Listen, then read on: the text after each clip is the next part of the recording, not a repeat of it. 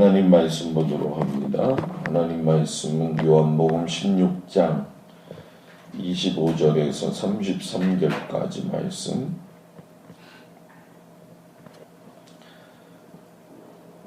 요한복음 16장 25절에서 33절 다 같이 봉독합니다. 이것을 비유로 너희에게 일렀거니와 때가 이르면 다시는 비유로 너희에게 이르지 않고 아버지에 대한 것을 밝히 이르리라. 그날에 너희가 내 이름으로 구할 것이요 내가 너희를 위하여 아버지께 구하겠다는 하는 말이 아니니 이는 너희가 나를 사랑하고 또 내가 하나님께로부터 온 줄 믿었으므로 아버지께서 친히 너희를 사랑하심이라. 내가 아버지께서 나와 세상에 왔고 다시 세상을 떠나 아버지께로 가노라 하시니 제자들이 말하되 지금은 밝히 말씀하시고 아무 비유로도 하지 아니하시니 우리가 지금에야 주께서 모든 것을 아시고 또 사람의 물음을 기다리시지 않는 줄 아나이다. 이로써 하나님께로부터 나오심을 우리가 믿사옵나이다. 예수께서 대답하시되 이제는 너희가 믿느냐?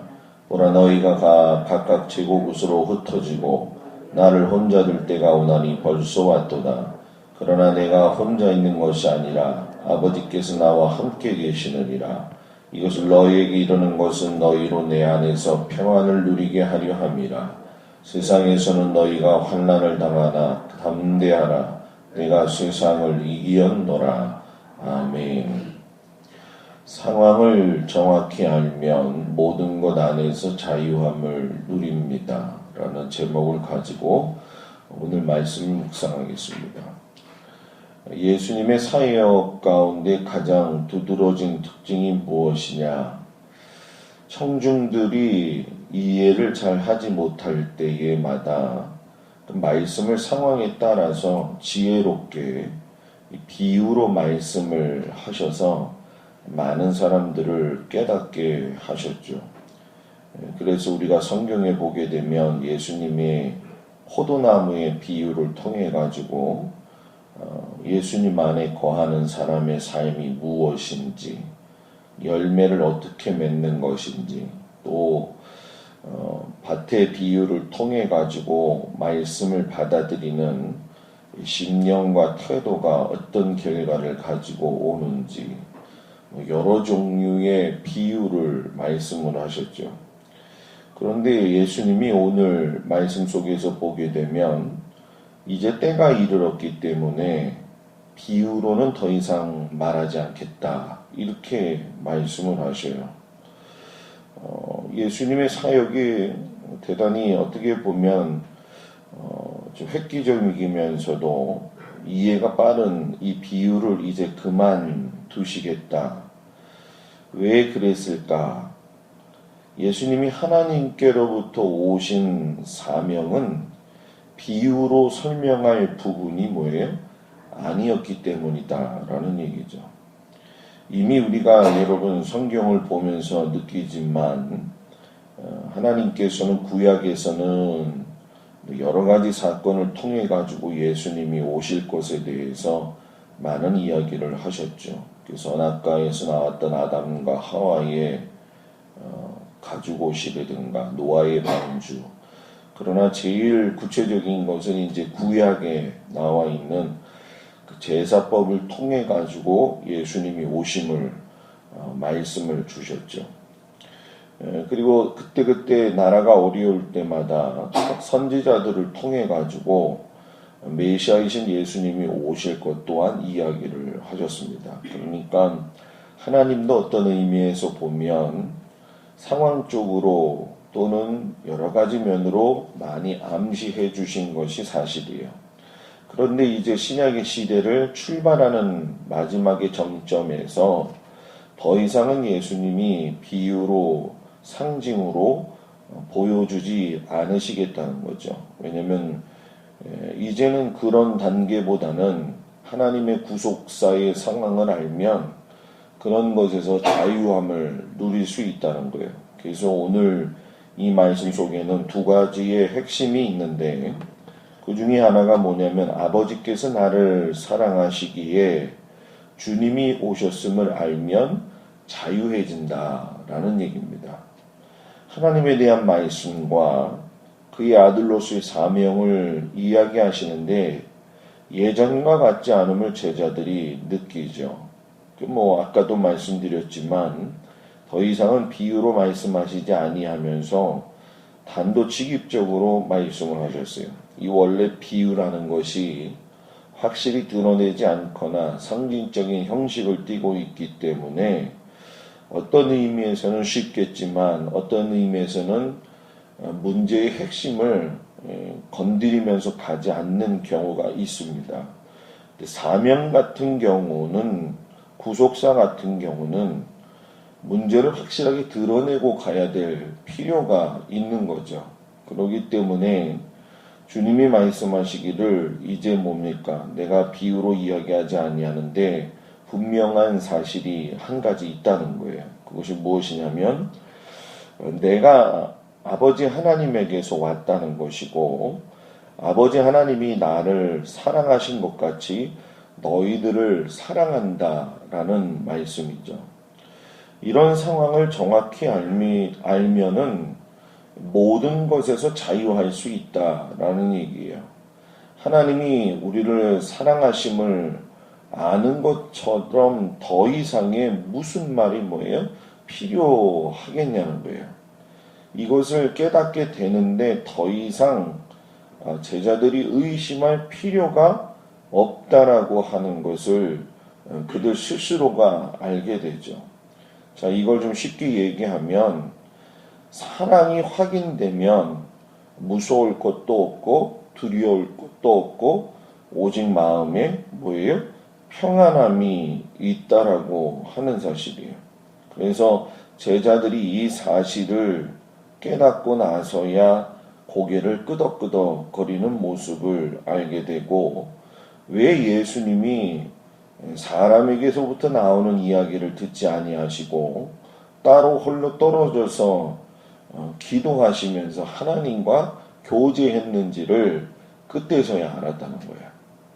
제자들은 피곤해서 잠이 자지만 항상 예수님은 사역 끝나고 난 이후에도 따로 한적한 곳에 가셔서 기도하셨죠. 일반적으로 모르는 사람들은 그런 모습을 볼 적에 예수님 그냥 피곤하신데 주무시면 되지. 그런데 오늘 말씀을 통해서 아버지 하나님께로부터 오셨기 때문에 하나님으로부터 주시는 힘을 받지 않으면 할 수 없다는 걸 알게 되었다는 거죠. 그리고 두 번째로 우리가 느낄 수 있는 것이 무엇이냐면 믿으면 자유함을 누린다라는 얘기예요. 제자들이 예수님께서 하신 말씀을 듣고 나서 고백하기를 하나님께로부터 나오심을 우리가 믿사옵나이다. 그러면서 예수님이 이제는 너희가 믿느냐 이렇게 말씀을 하셔요. 실상 지금 예수님의 고난 상황은 코앞에 다가와 있는 상황이죠.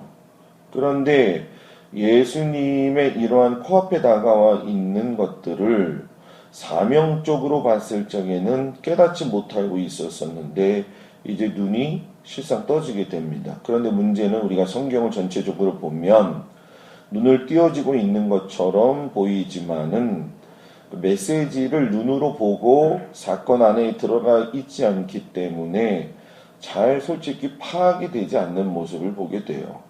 우리도 신앙생활 하게 되면 믿음을 이론적으로 아는 것과 믿음으로 사는 것은 차이가 뭐예요? 있다라고 하는 거죠. 그렇기 때문에 여기서 정말 제일 중요한 건 뭐냐?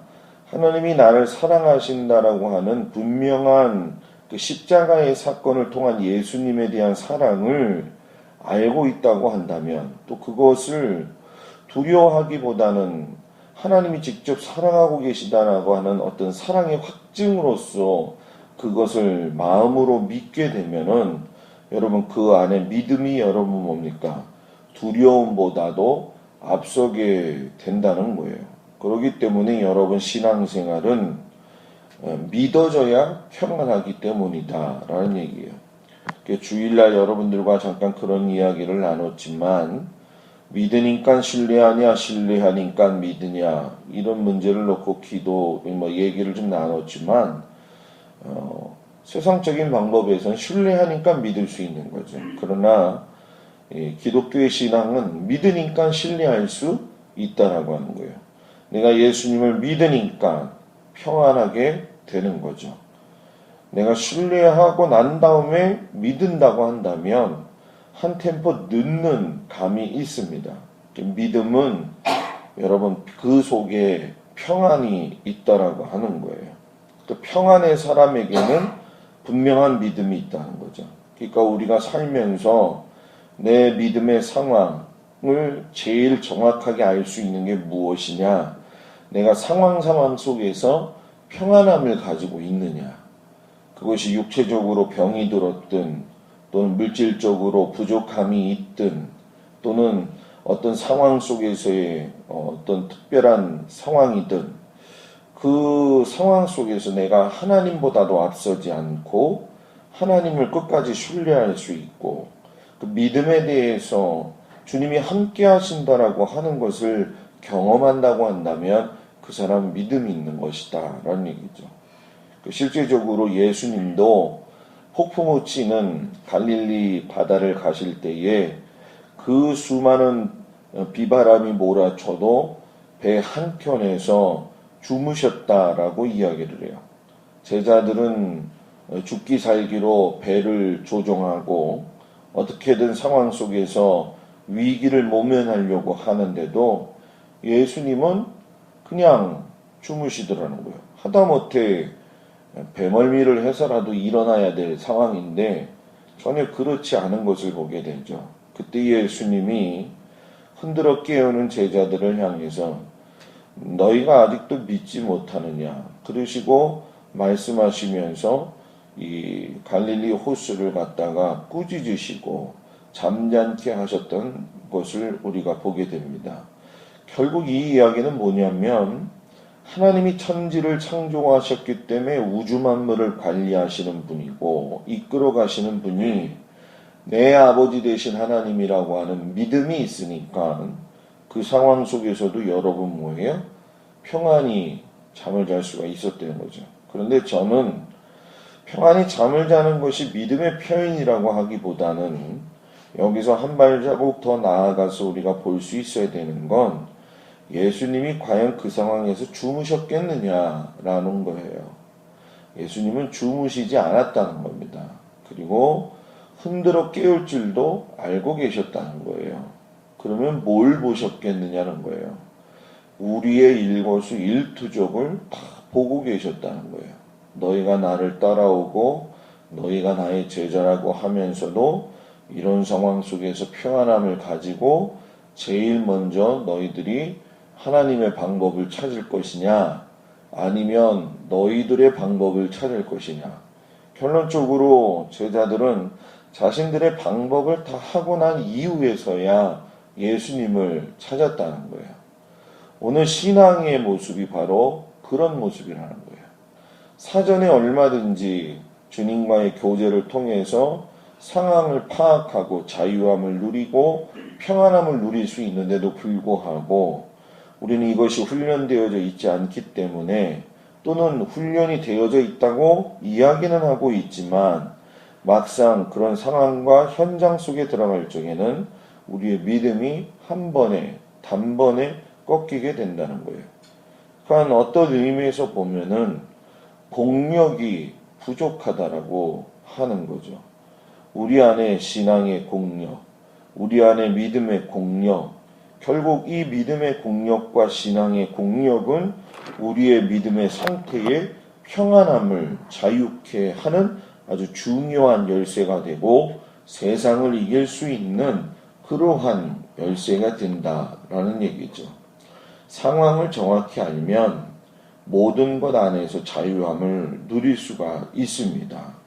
우리가 어떤 상황에서도 주님이 나와 함께하고 계시다는 그 사실, 내가 오히려 주님을 앞서면 앞섰지 주님은 항상 한결같이 인도하신다는 그 사실에 감사한 마음을 가지고 오늘도 이 말씀을 붙들고 삶의 현장 가운데에서 승리하는 저와 여러분들이 되기를 주의 이름으로 축복합니다. 기도하겠습니다.